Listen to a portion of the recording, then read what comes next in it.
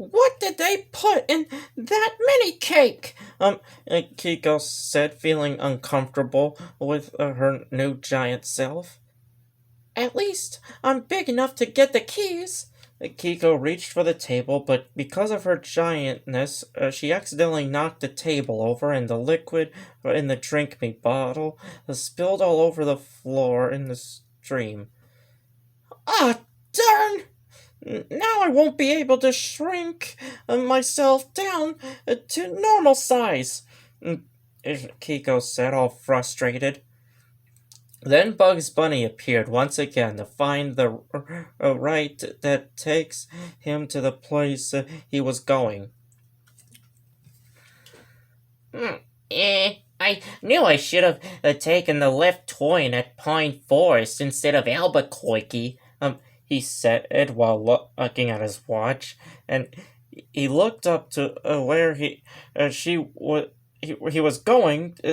He found Kiko, but was too frightened of her size and started to think that she was a giantess! And he screamed and ran off to another door, leaving a pair of gloves and some kind of electric fan. Bugs, come back! Kiko shouted. You forgot something! Kiko picked up the fan and gloves that Bugs left, and she also had pushed the button on the fan, which turned on. Kiko started to shrink once again until she was the same size as the door again. That was weird, Kiko thought, but at least I got the key now. She walked across the table to get the key, and she looked at the spilled drink me bottle to find out that it was still pouring out liquid and it's still running to the wall without stopping or flooding the room.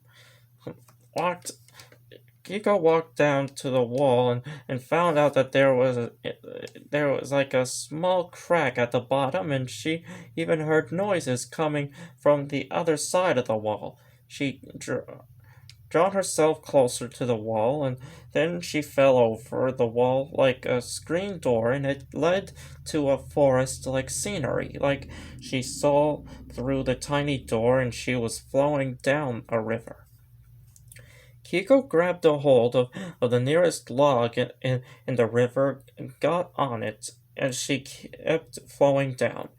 It turns out that Kiko wasn't the only one flowing down the river. There was also a duck that looks like some kind of relative to Daffy, even a parrot, a starling, a big dodo, and a giant mouse that looked like a gray version of Jerry from Tom and Jerry. Excuse me, Kiko said to the mouse. Can you tell me what place this is? The mouse got onto the log with Kiko and answered, You're in Wonderland now, miss.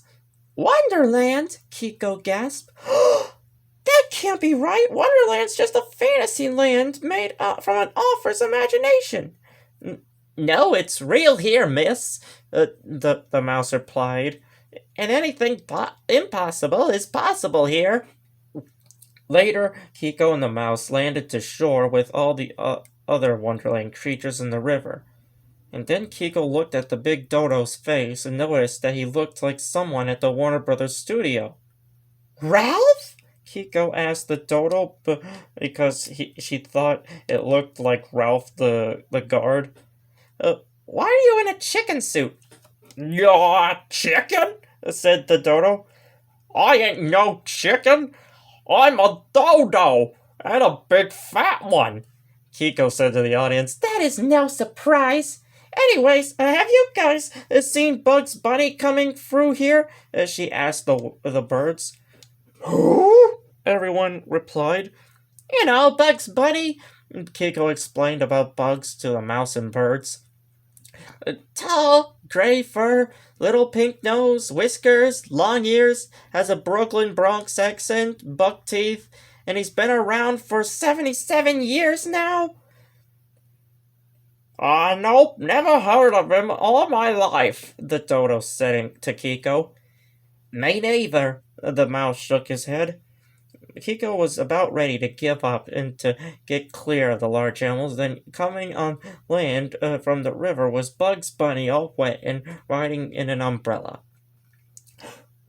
Bugs! Kikko ran up to him to talk. I'm glad to see you. Now, can you explain to these guys who you are, and why is Wonderland real? And what are you late for? And Bugs? Mary Ann, you know my name is Gray Rabbit? The rabbit spatted at Kikko after he spewed water out of his mouth. And who's this Bugs you talking about? Gray Rabbit? Kikko asked him. What happened to the White Rabbit? Let's just say he had an accident with a pack of coyotes, the Gray Rabbit whispered to Kikko. Pack of coyotes? Man, that's kind of dark. Then again, Looney Tunes is known for dark humor, so yeah. Anyways, I lost my spare gloves and fan when I was running from a giantess. Now, go to my house and fetch me a new pair of gloves and fan. But I don't even know where you live, Kikko said after a Gray Rabbit gave her a set of keys. I told you a million times, Mary Ann, said the Gray Rabbit. It's 5 blocks left of the blunder tree and 3 blocks up where the big stone is. But I'm not Mary Ann, Kikko said to the Gray Rabbit. I don't have much time. Get my gloves and fan, a Gray Rabbit commanded as she get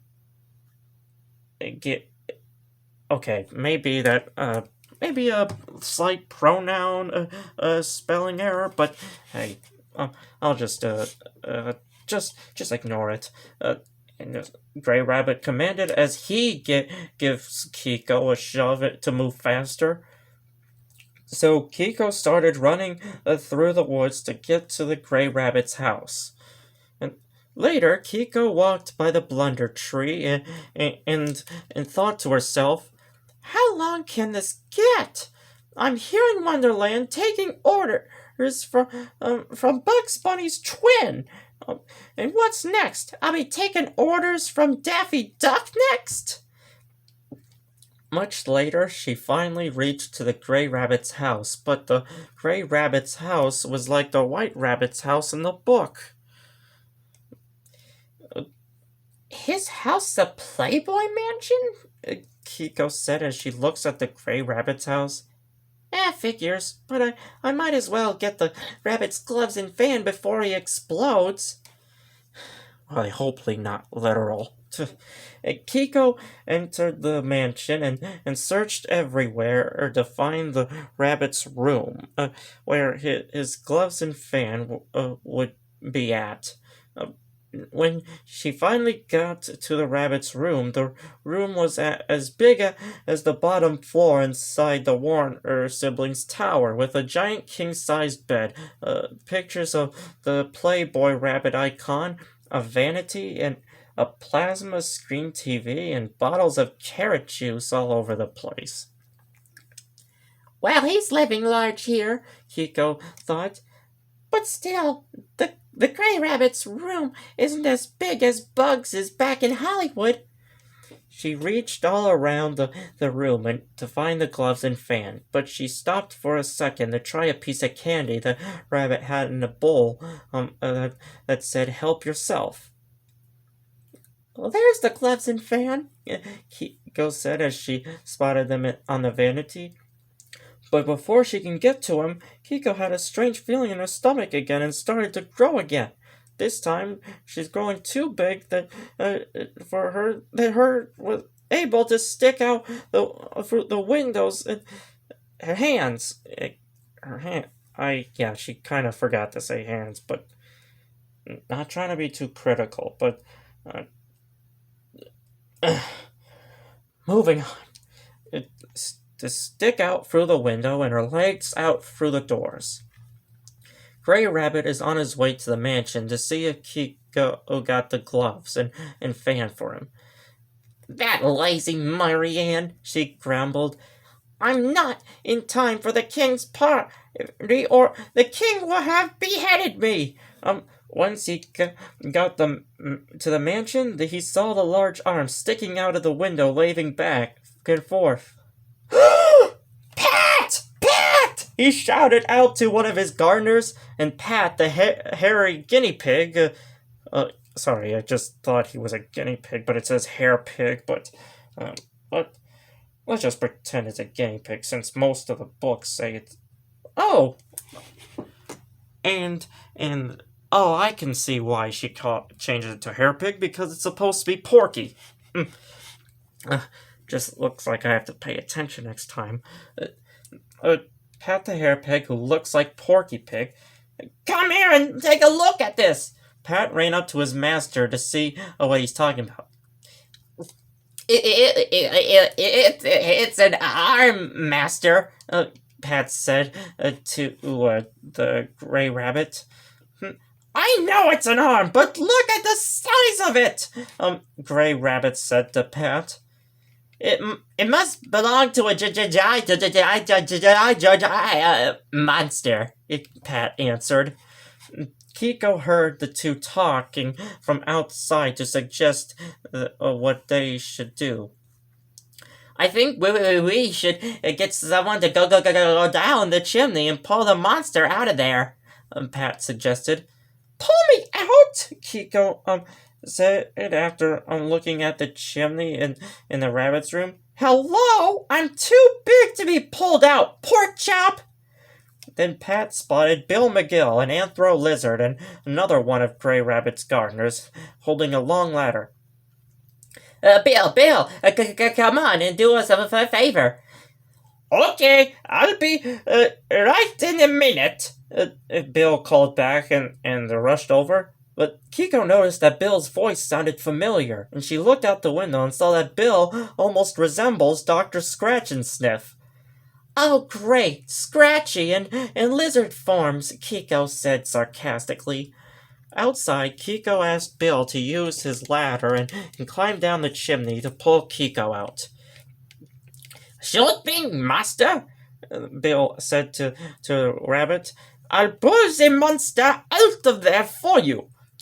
He started to put the ladder on the side of the house and started to climbing on it. Oh no, you're not going down the chimney to pull me out, Kikko said as she could hear Bill's footsteps on the roof. Bill was about to climb down the chimney, but when Kikko kicked her foot up in the fireplace, which gave a great blast of wind inside it, it launched Bill right out of the chimney like a Roman candle. See you later, Bill, Kikko grinned. Well...